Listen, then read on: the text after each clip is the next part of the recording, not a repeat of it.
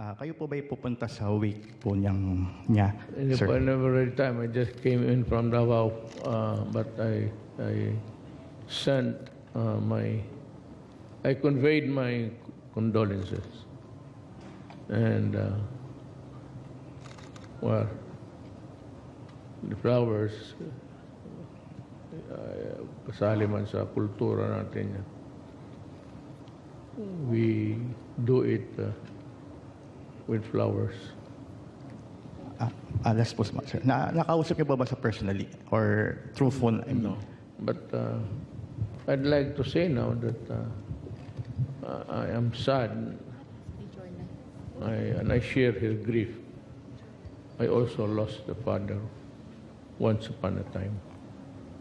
So you mentioned that the franchise of the president is now up to the Congress. But personally po, ngayon nag-apologize sila. Are you now keen on supporting its renewal? Wala akong basta sabi ko tinatanggap ko na yun.